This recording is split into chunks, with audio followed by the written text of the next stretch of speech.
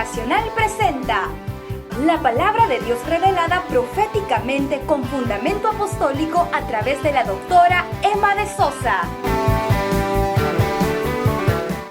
Quiero hablar este día o enseñar un poco o predicar, no sé, acerca de Jesús y lo profético. Es una casa profética y por tanto necesitamos conocer muy bien y entender la conexión intrínseca entre Jesús y lo profético. O sea, no podemos separar a Jesús de lo profético ni a lo profético de Jesús. Entendemos obviamente todos que Jesús es Dios mismo, el Hijo del Dios viviente, el Hijo del hombre, el Hijo que vino, a quien conocemos en la Biblia como el Señor. Pero no podemos desligarlo de lo profético. Y lo primero que quiero decir es que desde el Antiguo Testamento, en tiempos de Moisés, había sido profetizado que Jesús sería enviado como profeta. Entendemos que como hijo de Dios, pero se remarcó en las escrituras que él venía como profeta. Y quiero que lea conmigo Deuteronomio 18. Vamos a leer del verso 15 al 18. Y vemos la conversación que Dios mismo tiene con Moisés. Deuteronomio 18:15. Profeta de en medio de ti, de tus hermanos como yo, te levantará Jehová tu Dios. A él oiréis conforme a todo lo que pediste a Jehová tu Dios en Horeb el día de la asamblea, diciendo: no vuelva yo a oír la voz de Jehová mi Dios, ni vea yo más este gran fuego para que no muera. Y Jehová me dijo: han hablado bien en lo que han dicho. Verso 18. Profeta les levantaré de en medio de sus hermanos, como tú, como Moisés, y pondré mis palabras en su boca, y él les hablará todo lo que yo le mandaré. ¿Por qué Dios considera que Jesús, aunque es el Hijo de Dios, viene como profeta? Porque va a hablar solamente las palabras que Dios mismo ponga en su boca. Una de las características del ministerio de Jesús en la tierra fue que él solamente habló y enseñó lo que oyó al Padre decir, y él solamente hizo lo que vio al Padre hacer.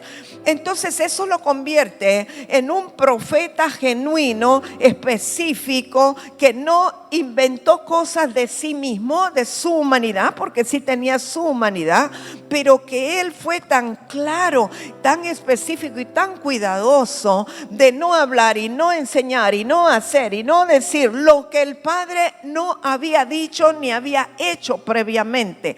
Y aquí quiero que por favor nosotros entendamos un principio muy especial, y es que un profeta nunca debería de dar palabras o hablar acerca de cosas por venir que Dios no le haya mostrado antes o que Dios no haya dicho antes. El profeta se anticipa a lo que va a ocurrir, pero porque ya lo vio en el ámbito del Espíritu, porque Dios hace las cosas en un eterno presente. Él vive en eternidad, y cuando el profeta se conecta al ámbito espiritual divino, está viendo lo que va a ocurrir, pero en la mente de Dios ya pasó.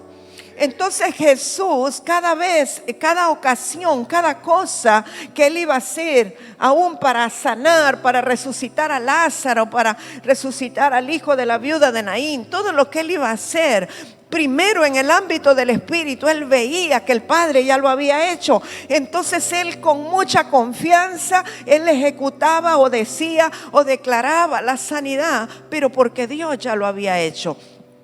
Escuchamos muchos problemas que hay en contra de algunos cristianos que van a orar por alguien que está enfermo y declaran que la persona está sana, o dicen o comprometen a Dios y dice: le aseguro que el Señor lo sana ahora mismo, mañana ya va a estar bien.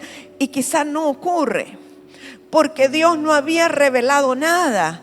A lo mejor sí, el Señor puede ser que sí lo va a sanar, pero probablemente no es ese día, no es en ese momento, o hay algo más que Dios tiene en el asunto. Y a veces nosotros podemos comprometer a Dios por la efusividad nuestra, por la emotividad nuestra, por el deseo de nuestro corazón de que Dios haga algo que queremos que Dios haga, pero si Dios no lo ha mostrado, no lo ha revelado, el profeta no debe comprometer a Dios, porque Dios no está obligado a respaldar algo que nosotros decimos si Él no lo ha hecho antes. ¿Sí me doy a entender?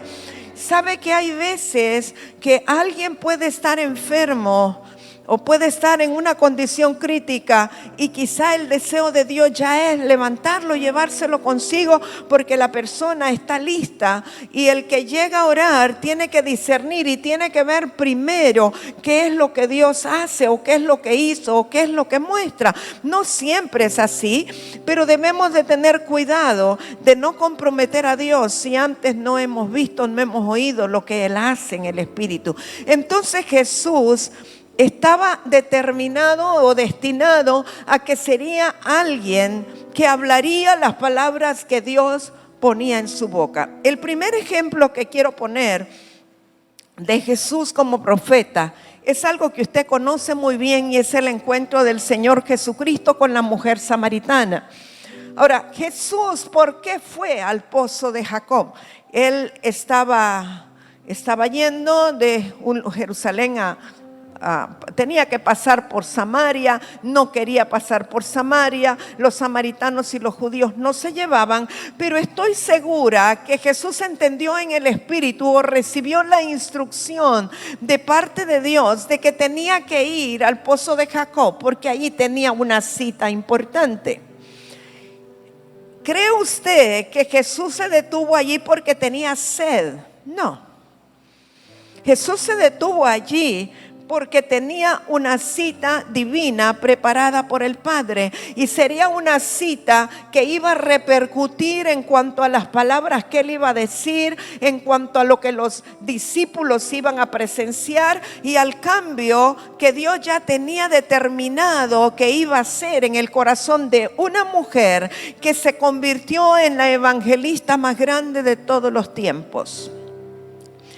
La mujer samaritana, una mujer pecadora, en la cual probablemente nosotros no hubiéramos puesto la mirada, pero que el Padre ya la había puesto. Y Dios sabía que esa mujer estaba tan necesitada del amor de Dios que una palabra podía cambiar su vida completamente.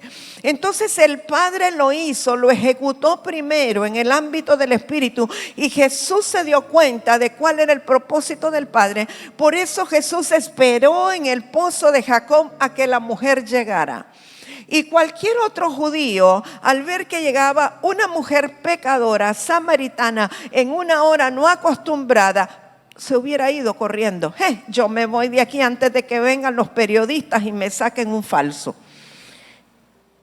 O sea, Jesús no le importó aún lo que pudieran decir, aunque probablemente por eso mandó a los discípulos a comprar algo de comer, para que no interrumpieran la entrevista que iba a tener, porque quizá los discípulos del Señor no iban a entender ese encuentro.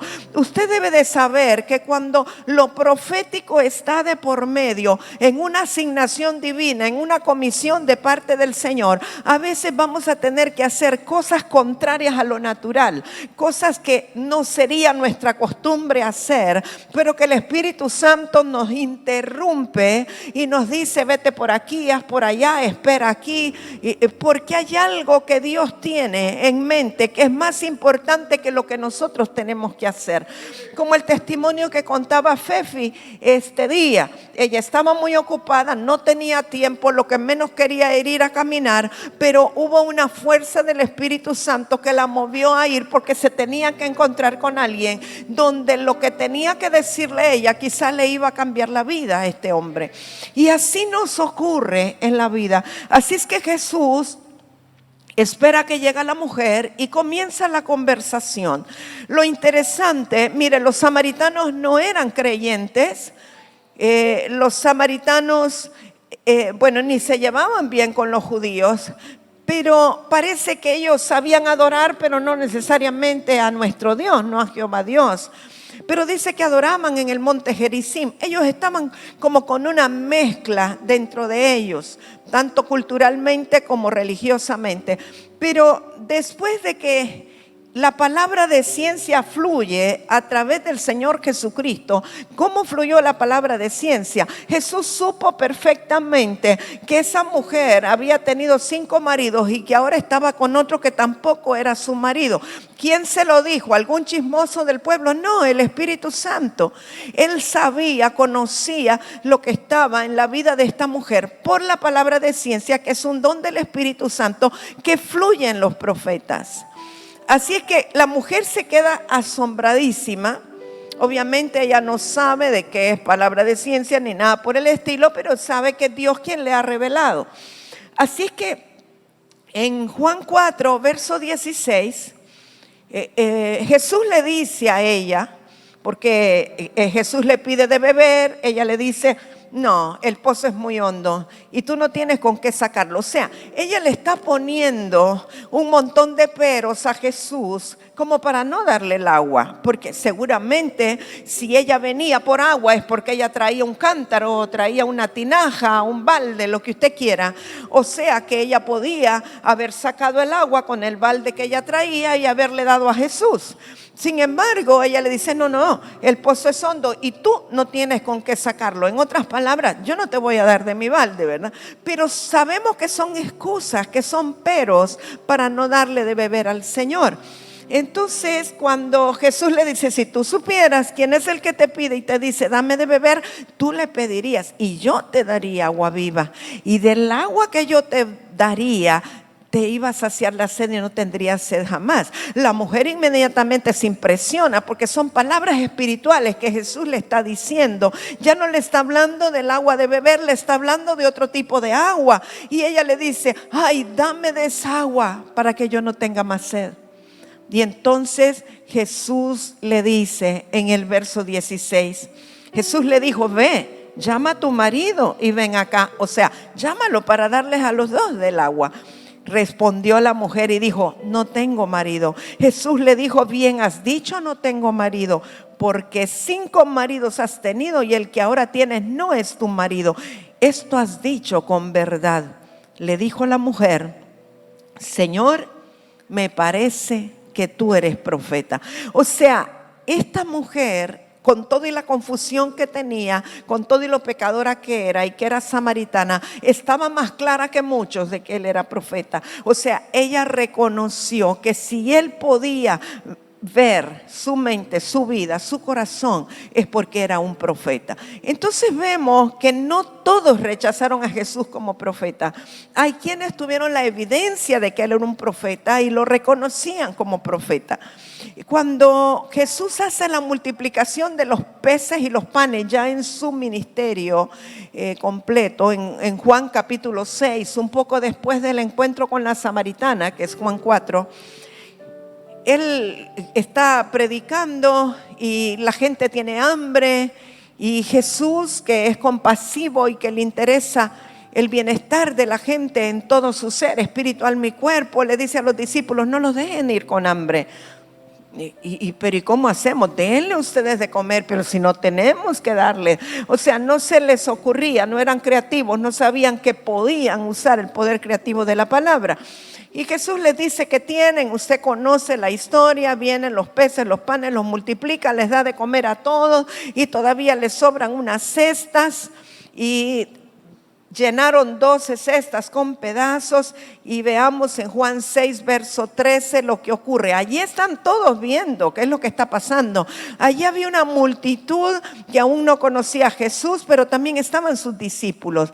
Y Juan 6, 13, recogieron pues y llenaron 12 cestas de pedazos que de los 5 panes de cebada sobraron a los que habían comido. Yo digo, qué interesante que son 12 las que sobraron. ¿Será que era una cesta para cada discípulo? Como para que tuvieran la certeza de que Jesús los había multiplicado. Verso 14. Aquellos hombres entonces, viendo la señal que Jesús había hecho, dijeron: verdaderamente es el profeta que había de venir al mundo. ¿Qué hizo que estos hombres reconocieran que él era profeta? Las señales que veían que él había hecho. ¿Qué quiero decirle con esto? Un profeta no solamente es para que dé una palabra direccional. No solamente es para que dé una palabra esperando que se cumpla. Un profeta de Dios hace señales, milagros y prodigios. Como que de alguna manera en este tiempo hemos como dividido o fragmentado, o clasificado o departamentalizado. Y pensamos que, bueno, las sanidades, los milagros y prodigios son para los evangelistas. Y estamos esperando que el que va a predicar en una tarima, en una campaña, ese es el que va a sanar, ese es el que va a hacer. Pero no, de acuerdo a las escrituras, a los profetas verdaderos, genuinos, los reconocían porque hacían milagros y señales. Ay, las primeras dos filas, Hansi, son las que dicen amén.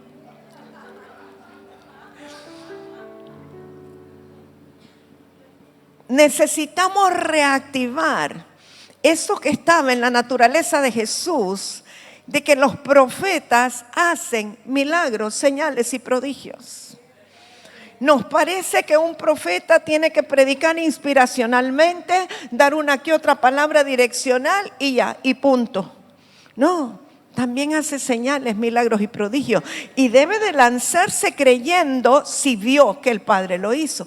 Cuando vemos al Padre hacerlo, entonces podemos decir con claridad que Dios lo hace. Y a veces la gente como que se siente mal, se siente incómoda de pasar o se siente, no quiere ser identificada, pero cuando Dios te muestra algo, es así y es amén. Tuve una experiencia hace poco cuando estuvimos en Nueva York, el domingo mismo que nos vinimos, fuimos a ministrar a una congregación y nos encontramos ahí a un matrimonio, sus dos hijas. Él, un joven que de esta casa que se fue a Estados Unidos, su esposa muy especial. Y desde que llegamos, yo dije, por ellos nos trajo el Señor. Lo pensé, no lo dije para mí. Y bueno, pero a la hora de hacer un llamado, y Dios me muestra que hay enfermedades a las cuales hay personas ahí que están atadas, y que son enfermedades que clínicamente no tienen cura, sino que quizá tienen que pasar con algún tipo de dieta especial, tratamientos con esteroides, otro tipo de cosas a las cuales tendrían que pasar atados. Y entonces yo hago el llamado y pasa la esposa de este varón, y el Espíritu Santo me da la certeza de que Él la sana, que Dios la sana ahí. Así es que yo sin temor declaré que ella era sana, que era libre. Ella lloraba, se quebrantaba. Yo decía, ¿qué será? ¿Qué será? Y resulta que el diagnóstico que ella tenía y aquello por lo cual había estado padeciendo y era hospitalizada con frecuencia, era una enfermedad de esas que no tienen humanamente cura, esclerosis múltiple. Y ella sufría porque tenía que dejar con frecuencia a sus niñitas para ser hospitalizada hasta que la podían estabilizar y equilibrar, y tenía que ir al neurólogo y bueno, resonancias por aquí y por allá, pero yo, mire, sin temor le dije, el Señor te sana. Y había otros casos ahí, pero quería decirles, cuando tú sabes que Dios te ha dado una palabra, no debes tener temor de soltarla, pero sí hay que tener temor de decir algo que Dios no te ha mostrado. Pero sabe que 2 semanas después, ella fue para que le hicieran el examen de rutina, que tenían que habérselo hecho antes de nuestra llegada, pero por alguna razón no. Y cuando ella me manda el resultado, yo estaba impresionada de cómo había una remisión de la lesión neurológica que ella tenía y cómo estaba bien. Estaba ella tan agradecida con el Señor. y me dijo, el día de ayer creo, me dijo, yo sé que Dios la envió para mí.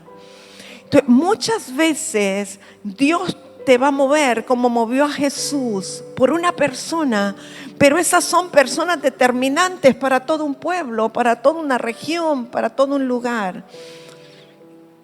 Como pasó con la samaritana, que todo un pueblo se convirtió por el testimonio de ella, porque Jesús le habló proféticamente.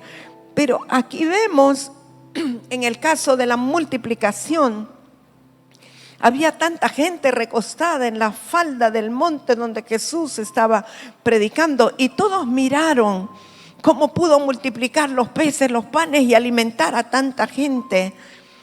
Y la idea de Jesús no era, voy a hacer esto para que me reconozcan que soy profeta. Total, él era el Hijo de Dios. Pero todos, al ver las señales, reconocieron que él era un profeta. Jesús, a lo largo de su ministerio, siempre estaba haciendo o diciendo cosas que el que era entendido se daba cuenta que él era un profeta. Posteriormente a la multiplicación, en Juan 7, él está anunciando al Espíritu Santo. Él está hablando de que aquel que cree en él, de su interior, entonces van a correr ríos de agua viva. Él lo que está diciendo es, el que cree en mí ahora, cuando venga el Espíritu Santo, lo va a recibir y de su interior van a correr ríos de agua viva. Él estaba haciendo un anuncio trascendental, un anuncio poderoso. Estaba hablando de Dios mismo que iba a venir como el Espíritu Santo para todos nosotros. Y como diría Hansi, creí que era una paloma, pero allí en Pentecostés creería que era una llama de fuego. Pero dice que se posaron en sus cabezas llamas como de fuego. O sea, parecían llamas, pero estoy segura que si alguien iba a quererlas tocar, no iba a poder. No eran reales, concretas. Era una visión espiritual del fuego que representaba. Pero en Juan 7:38, Jesús dice, el que cree en mí, como dice la Escritura, de su interior correrán ríos de agua viva. Ahora, esos ríos de agua viva, porque aquí todos los que estamos creemos en el Señor, ¿verdad? Entonces, de nuestro interior corren ríos de agua viva. Lo creemos porque la Escritura lo dice, porque el Señor lo dijo. Ahora, yo sé que no son ríos de agua concreta, natural, física, son ríos del agua de la vida del Espíritu. Esto dijo del Espíritu que habían de recibir los que creyesen en Él. O sea que el Espíritu también es un río, Hansi. Pues aún no había venido el Espíritu Santo porque Jesús no había sido aún glorificado. O sea, Jesús está anunciando lo que les va a ocurrir a aquellos que crean en Él, porque el Espíritu Santo iba a venir para empoderarlos, para llenarlos del fluir de su santidad, de los ríos de vida, llenarlos del fuego de Dios, pero tenían que creer en Él, en Jesús. Ahora, cuando están oyendo lo que él dice verso 40 de Juan 7, entonces algunos de la multitud, oyendo estas palabras, fíjese, oyendo estas palabras, o sea, esas palabras tenían poder y autoridad y traían consigo la capacidad de revelar algo más. Oyendo estas palabras, ¿qué es lo que decían? Verdaderamente, este es el profeta. O sea, muchas de las acciones de Jesús y las cosas que Él dijo, porque aquí estaba profetizando, pero era el Hijo de Dios, pero estaba profetizando. Entonces la gente, o algunos por lo menos, lo oían y decían, oh, wow, sí, este verdaderamente es el profeta que estábamos esperando. Recuerde que algunos estaban esperando al Mesías, pero otros estaban esperando un profeta. O otros sabían que el Mesías sería también un profeta. Y seguimos viendo en Juan 9, cuando hay un ciego que viene donde Jesús, ciego de nacimiento, y sabe que una de las señales que estaba escrita, que sería señal indubitable de que Jesús era el Mesías es que sanara a un ciego de nacimiento. Y entonces todos estaban como investigando a ver qué era lo que Jesús hacía, qué tipo de milagro, qué señal, qué prodigio, porque algunos creían que era el Mesías, pero otros no creían. Y algunos creían que era profeta y otros no creían que era profeta. Y vino este hombre que estaba ciego y dice que Jesús hizo lodo con saliva de él y la tierra que estaba allí. Algunos dicen, bueno, puso el ADN suyo, porque el ADN está en la saliva, puso de su misma naturaleza. Allí lo untó. ¿Para qué era la tierra? Pues para hacer una pomadita, un ungüento, ¿verdad? Para no escupirle directamente. Hace la pomadita y se la pone en los ojos y lo manda a lavarse al estanque de Siloé.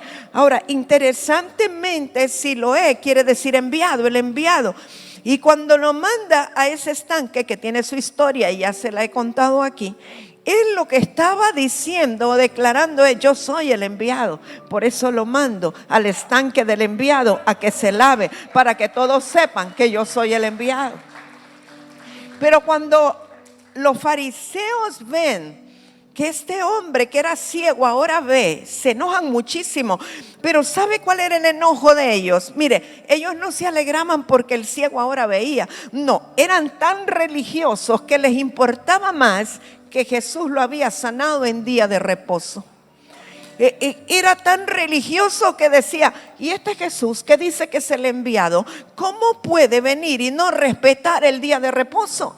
Si este es un día que tenemos que estar en la sinagoga, orando, leyendo y esperando que pase el Shabbat, ¿cómo se le ocurre hacer un trabajo? ¿Sabe? Para los judíos el Shabbat, que es el día de reposo, que para ellos es el sábado, comienza el viernes a las 6 de la tarde y termina el sábado a las 6 de la tarde o a la puesta del sol.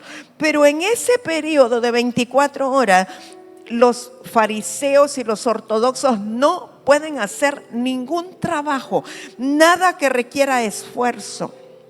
Cuando usted va a Israel, se da cuenta que durante Shabbat ni los elevadores de los hoteles usted puede presionar el botón. Entonces los programan para que se vaya abriendo el elevador en cada piso, para que nadie tenga que hacer el esfuerzo de apretar un botón. Allí usted tiene que comer comida fría, porque no pueden darle vuelta a la perilla de la estufa, porque eso es un esfuerzo. Entonces, aunque sea comida que se debería comer caliente, se la tiene que comer fría, porque ellos no pueden hacer ese esfuerzo. No hacen nada más que orar y leer las escrituras. Están concentrados en eso, la mayoría en las sinagogas. Entonces, estos fariseos, equivalente a los ortodoxos de hoy día, dicen: ¿cómo este Jesús, que dicen que es el enviado, que es el Mesías, que es el profeta, cómo va a ser profeta si está quebrantando la ley de Moisés? No está guardando el día de reposo. Eso es un pecado terrible, es una gran transgresión. ¿Sabe? El religioso, el legalista, piensa de esa manera. Piensa en la forma más que en la acción divina. Piensa más en guardar las leyes y las normas que lo que Dios está mandando hacer. Nosotros, amados míos, tenemos que estar tan conectados con el Espíritu Santo para saber qué cosas debemos o podemos o deberíamos hacer. A veces estamos tan centrados en las leyes que establecieron hombres y decimos: no, es que la Biblia dice que hay que acatar las leyes humanas para que estemos bien. Hay leyes que son legales pero ilegítimas. Y tenemos que estar conectados con el Espíritu Santo para saber qué hacer y qué no hacer. Jesús sanó en el día de reposo. Así que Juan 9, 13 al 17 dice: llevaron ante los fariseos al que había sido ciego. Y era día de reposo cuando Jesús había hecho el lodo y le había abierto los ojos. Volvieron pues a preguntarle también los fariseos cómo había recibido la vista. Él les dijo: me puso lodo sobre los ojos y me lavé y veo. Entonces algunos de los fariseos decían: ese hombre no procede de Dios, porque no guarda el día de reposo. Otros decían: ¿Cómo puede un hombre pecador hacer estas señales? Y había disensión entre ellos. Entonces volvieron a decirle al ciego: ¿qué dices tú del que te abrió los ojos? Y miren lo que dice el ciego, el que era ciego. Y él dijo: ¿qué es profeta? Así de sencillo. No anduvo con mucha cosa. ¿Qué dices tú? ¿Qué es profeta? A mí qué me importa que haya transgredido la ley del día de reposo. Este es un profeta. Pero ¿por qué el que era ciego dijo que es profeta? Porque está haciendo un hecho sobrenatural, una sanidad extraordinaria que un profeta era el que podía hacer. ¿Me explico? Él no dijo que es el Hijo de Dios, dijo que es profeta. Entonces, el mensaje que le quiero llevar es que aún el mundo espera que los profetas hagan obras extraordinarias y sobrenaturales de sanidad, de liberación y prodigios. Todo lo que el Padre nos muestre hacer. Nos hemos acostumbrado a pensar que un profeta, el que te separa y te dice el número de identidad y el día que naciste y todo, eso es parte, es un vidente, es parte de los dones. Pero nos hemos quedado cortos con el hacer milagros, hacer prodigios, que son características de los verdaderos profetas del Señor. En otra ocasión, Jesús iba con sus discípulos y resulta que allí en un pueblito llamado Naín hay una mujer viuda que está llorando, quebrantada. Imagínese, viuda, y el hijo que tenía se le muere. Y entonces llaman a Jesús para que vaya, porque esta mujer está sufriendo por la muerte de su hijo. Y Jesús fue hasta el lugar donde estaban velando al niño, al muchacho. Estaba ahí el ataúd. Jesús se acerca, lea en Lucas 7, verso 14. Seguro puede leerlo en otro lado, pero yo lo tengo aquí en Lucas 7, 14. Y acercándose, o sea, Jesús se acerca al féretro, tocó el féretro y los que lo llevaban se detuvieron. O sea que ya llevaban el féretro del muchacho, ¿verdad? Y dijo: joven, a ti te digo, levántate. Entonces se incorporó el que había muerto. Qué susto, ¿verdad? Y comenzó a hablar y lo dio a su madre. Ya lo llevaban a enterrar, ya estaba muerto. Y él solo le dijo: a ti te digo, levántate. O sea, vemos el poder creativo de la palabra en Jesús. Y se sienta y empieza a hablar. Yo me imagino que más de alguno salió corriendo asustado. Y todos tuvieron miedo, todos, yo creo que hasta los discípulos del Señor, y glorificaban a Dios diciendo: un gran profeta se ha levantado entre nosotros y Dios ha visitado a su pueblo. O sea, mis amados, que ellos reconocían que era un gran profeta el que se había levantado. ¿Por qué? Porque operaba en el poder de la resurrección, porque resucitaba muertos. O sea, que se espera que los profetas genuinos resuciten muertos también.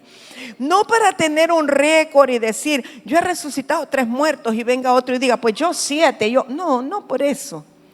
Sino porque seguramente el Padre le reveló a Jesús que quería resucitar a ese joven. Si no, Jesús no lo hubiera hecho. Así es que Él resucita al hijo de la viuda de Naín, y así reconocen que Él es un gran profeta y lo reciben como una visitación de Dios a su pueblo al haberles enviado a Jesús como profeta. En otra ocasión, vamos a Lucas 7, Jesús entra a la casa de Simón, el fariseo. Lo invita a comer. Pero hay una mujer que era pecadora, que sabe que Jesús va a llegar a esa casa. Y yo me imagino que ella se metió así como, no porque la hayan invitado, sino que se metió como la pobreza y dijo: yo no me pierdo esta oportunidad de atender a Jesús, todo lo que me ha hecho. Y se mete ella, sí, porque el fariseo no la hubiera invitado, olvídese. Los fariseos no se juntan con los pecadores. Jesús sí, se juntaba con los pecadores, los publicanos, pero los fariseos no. Uy, no, ese es pecador, me va a contaminar. A veces nosotros tenemos esa actitud, ¿verdad? Ay, no, yo con los pecadores, ¿cómo voy a andar? Son los más necesitados. Pero esta mujer llegó y desde que Jesús entró, empezó ella a enjugarle sus pies. ¿Sabe que en todas las casas en Israel en ese tiempo, yo sospecho que todavía ahora, pero ahora pues la gente anda en carro, en autobús, en tren, en metro, pero en ese tiempo que era o cabalgando o en camello o caminando, se les llenaban de polvo los pies porque eran largas distancias que caminaban. Y entonces en las casas en Israel tenían siempre una mudada nueva con aroma. Le ponían, ¿sabe lo que es un sachet? Una bolsita con flores, con pétalos, con lavanda adentro. Entonces esas bolsitas se las ponían en las vestiduras con mirra, con aloe, con todo lo que olía bien, canela, acacia, cálamo. Y le ponían a los vestidos para que estuvieran muy olorosos, bien limpios, bien planchaditos. Y tenían ahí una cubeta de agua para que cuando llegaran los caminantes, los peregrinos, los que pasaban por ahí, ellos los recibían, los sentaban, le cambiaban, le quitaban la ropa sudorosa, maloliente del desierto, le ponían uno de estos vestidos, nuevas vestiduras olorosas, acacia, cálamo, canela. Y usted lo va a hallar eso en Cantares, ¿verdad? Que destila todas tus vestiduras, tienen aroma, todo eso. Y le lavaban, le limpiaban los pies, se los lavaban y le ungían la cabeza con aceite. Era como diciendo, wow, qué asoleada la que se ha pegado, le vamos a poner un poquito de aceite carminativo aquí en la cabeza, pero con aceite de oliva, ¿verdad? Lo ungían y entonces ya le daban la bienvenida y ya lo sentaban a la mesa y le daban un plato de comida. Y el salmista David lo dijo también, ¿verdad? Aderezas mesa delante de mí en presencia de mis angustiadores, ungiste mi cabeza con aceite. O sea, está hablando de una bienvenida que le dan a la casa. Entonces Jesús llegó a la casa de este fariseo y dice Lucas 7:36, uno de los fariseos rogó a Jesús que comiese con él. Y habiendo entrado en casa del fariseo, se sentó a la mesa. Fíjese que este fariseo no le dio la bienvenida como debería haberlo hecho. Entonces una mujer de la ciudad que era pecadora, al saber que Jesús estaba a la mesa en casa del fariseo, trajo un frasco de alabastro con perfume y estando detrás de él, a sus pies llorando, comenzó a regar con lágrimas sus pies y los enjugaba con sus cabellos y besaba sus pies y los ungía con el perfume. Yo le digo, ¿sabía Jesús quién era esta mujer? Le pregunto. ¿Sabía Jesús? Claro que sí. Pero dice verso 39, cuando vio esto, el fariseo que le había convidado dijo para sí, si fuera profeta, conocería quién y qué clase de mujer es la que le toca, que es pecadora.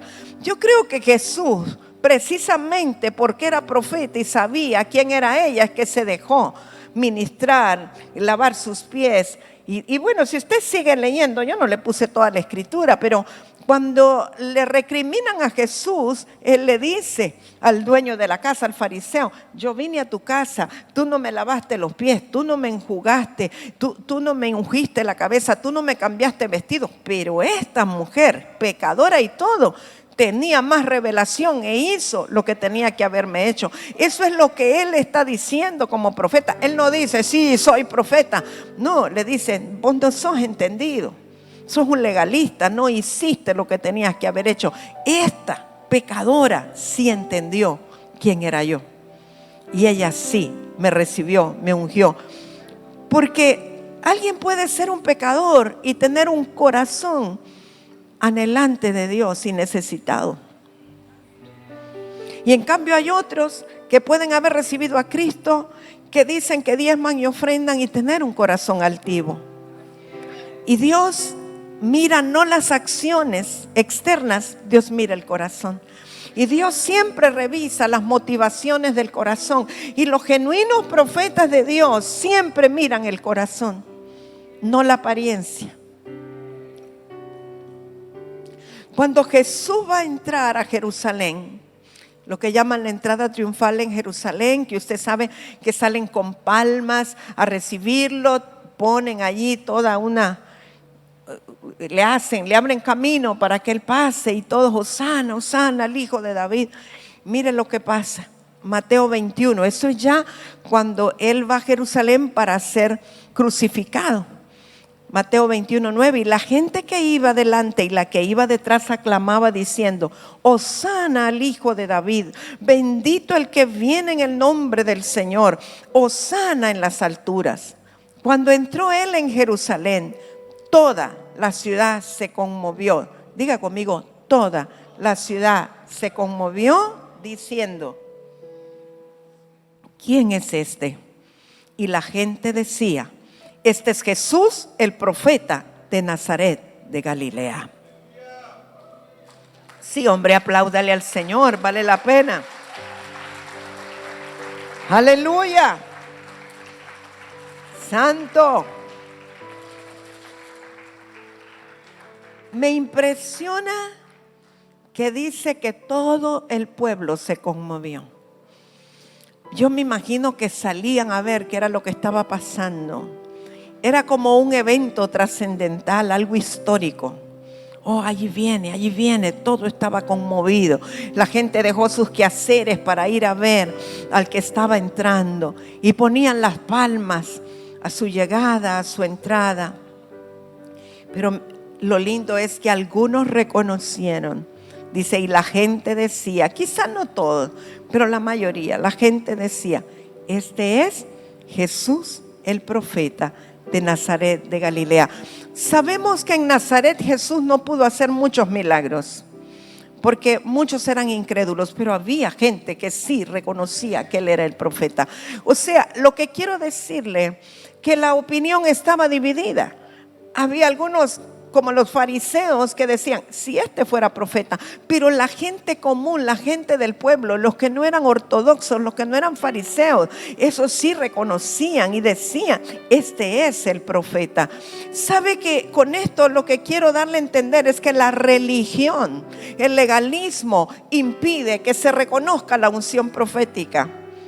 La religión y el legalismo te mantiene atado en cautividad, te mantienen los ojos cerrados y estás queriendo analizar y juzgar las cosas porque no hay un corazón sensible para reconocer la unción.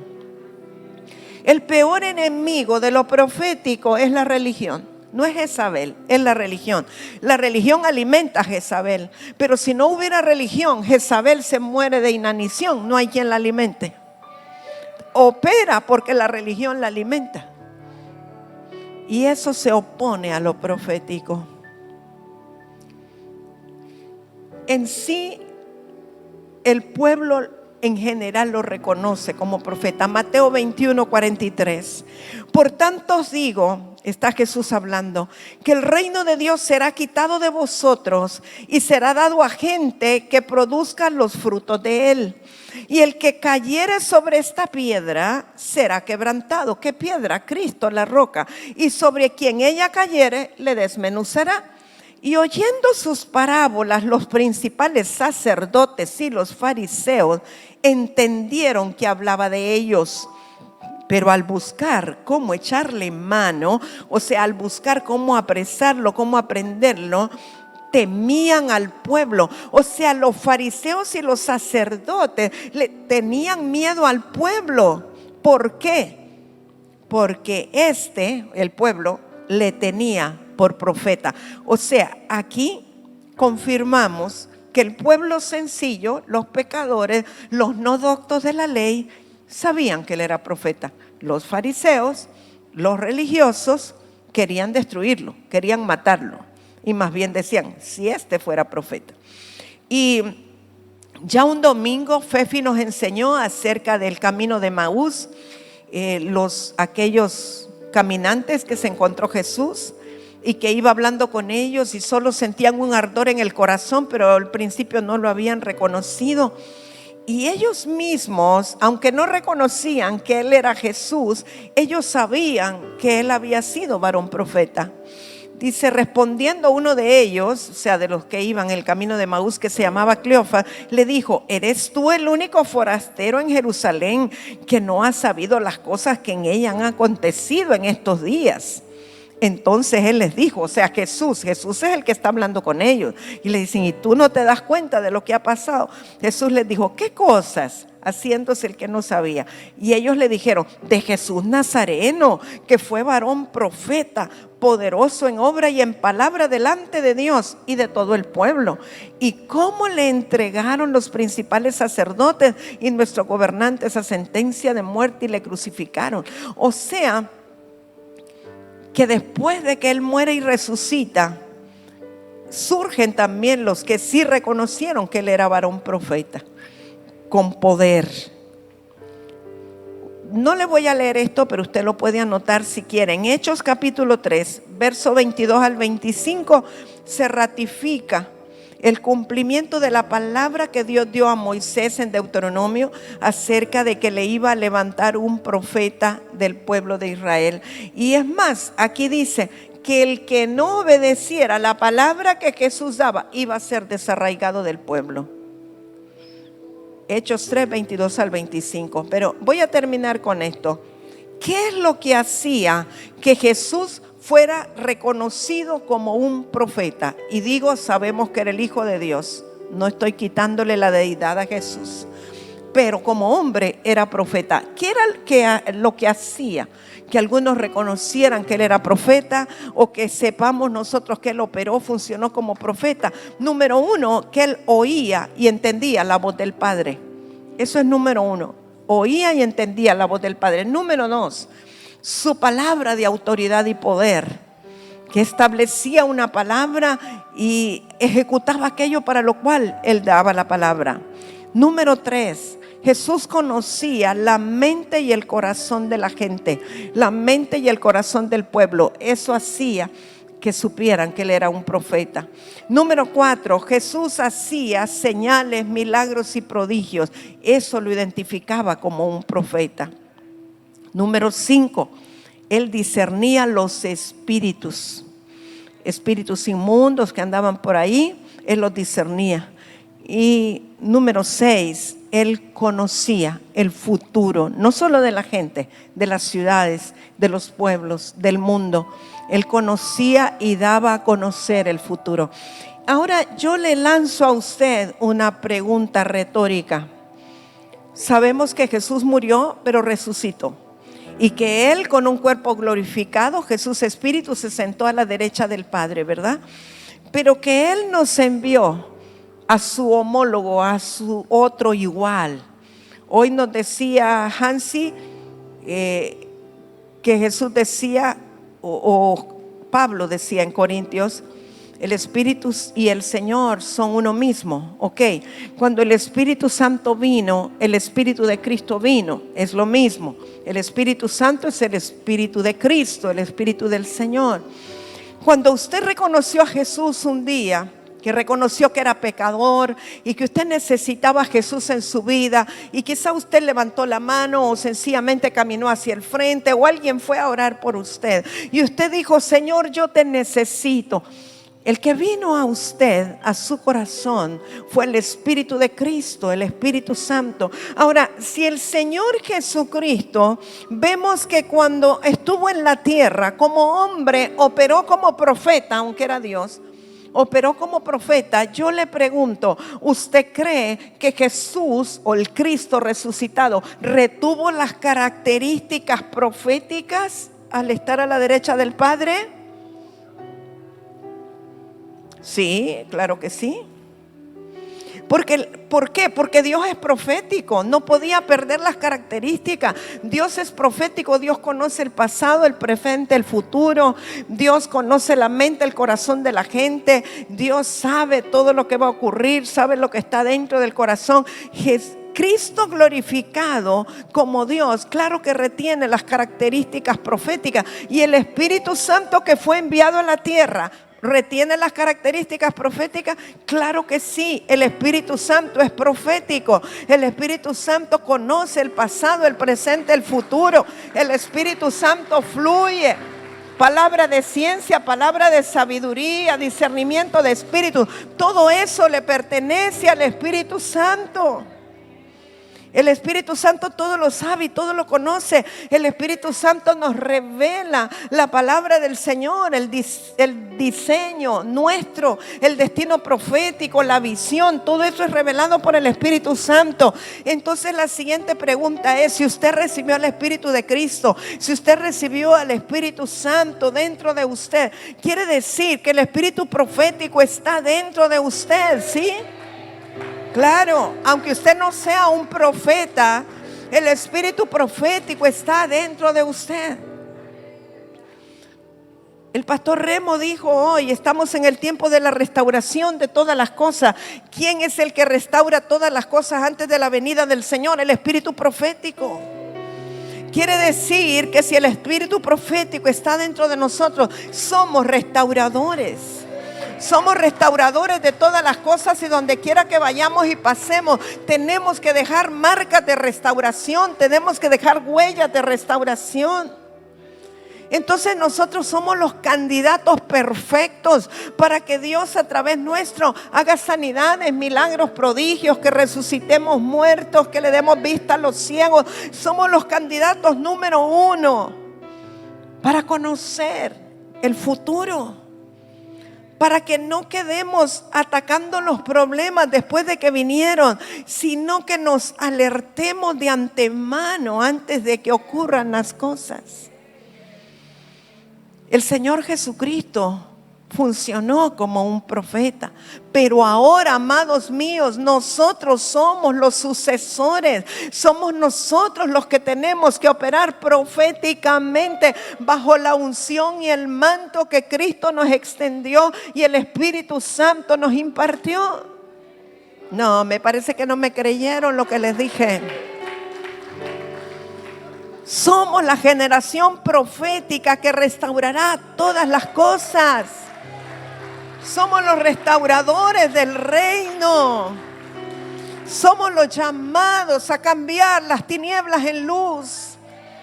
Somos los llamados a predicar una palabra poderosa y ungida, aunque no tenga mucho conocimiento, pero que venga de la unción del Espíritu y de la dirección del Padre, para hacer que el que está caminando torcido se enderece.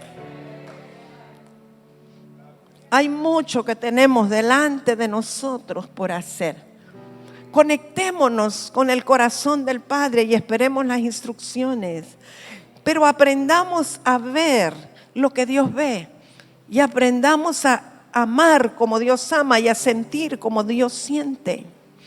No podemos seguir siendo indiferentes ante el dolor humano. No podemos seguir siendo indiferentes ante lo que está ocurriendo allá afuera. Ayer nos contaba una pastora, hija de la casa, sobre un niño que ellos conocieron, que tiene 8 años de edad. Está siendo indoctrinado para ser sicario y ya lleva 6 muertes, un niño de 8 años. No podemos ser indiferentes ante esas cosas.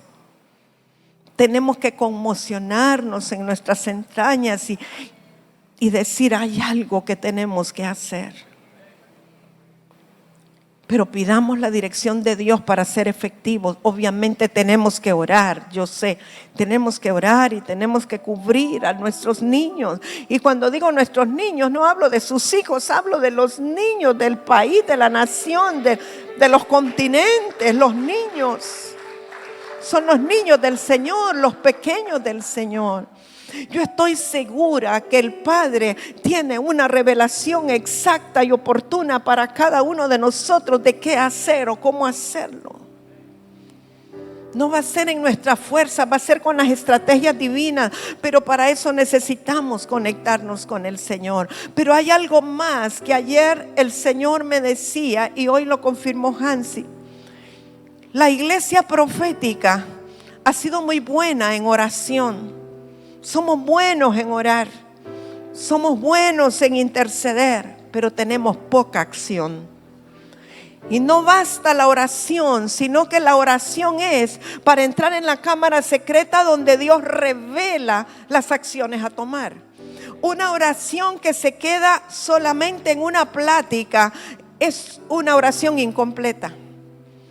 Tiene que llevarse a la acción, la directriz recibida de Dios en la cámara secreta. Siempre Dios nos va a dar una guianza y una directriz. Y entonces cuando nosotros actuamos en base a lo que Dios nos habló, las cosas van a ocurrir, se van a ejecutar y entonces vamos a ver el avivamiento. El avivamiento no solo es oración, tiene que ver con la transformación de la ciudad. Si solo hay avivamiento aquí adentro y no pasa nada allá afuera, ¿es religión o es misticismo? Esto tiene que llegar allá. Tenemos que tocar las fibras de aquellos que están en maldad, en iniquidad. Es terrible las campañas contra nuestra niñez. Quizá sentados aquí no tenemos idea de lo que está pasando allá afuera. Pero que el Espíritu Santo de Dios nos muestre y nos revele qué está diciendo el corazón del Padre en este momento y cuál es la acción que debemos tomar. Si usted cree conmigo, póngase en pie. Vamos a orar. Vamos a pedirle al Señor. Si usted tiene o tuvo niños pequeños en algún momento de su vida, usted sabe cómo uno cuida a sus hijitos, ¿verdad? Uno no quiere que nadie los toque. Bueno, no queremos que el enemigo toque a los niñitos, a los pequeños. De ellos es el reino de los cielos. Espíritu Santo, estamos aquí porque te amamos. Amamos al Padre, amamos al Señor. Estamos aquí porque hemos venido a la congregación de los santos donde tú envías bendición y vida eterna. Estamos aquí, Espíritu Santo, porque queremos obedecer las directrices que tú nos das de parte del Padre. Que sean abiertos nuestros ojos y nuestros oídos espirituales para poder ver, escuchar y entender las instrucciones particulares que has de darnos. Espíritu Santo de Dios, hazme sensible a lo que está en el corazón de papá. Espíritu Santo, que no esté yo endurecido o endurecida hacia las cosas que están ocurriendo, que pueda ser sensible a las necesidades del corazón de Dios. No es mi sueño, no es mi visión, es el sueño de Dios y la visión de Dios. Espíritu Santo, queremos fluir con la unción profética que tú mismo nos has dado y nos has impartido al corazón. Queremos fluir proféticamente, pero lo primero que queremos hacer es ver lo que el Padre ha hecho, es oír lo que el Padre dice para actuar conforme a lo que Él habla y lo que Él hace. Espíritu Santo, gracias. Muchas gracias, Espíritu Santo. Que podamos ser activados proféticamente, que podamos ser activados espiritualmente, que nuestra oración deje de ser solamente teoría, que podamos convertirla en una acción dirigida por el Padre, en el nombre de Jesús. Amén.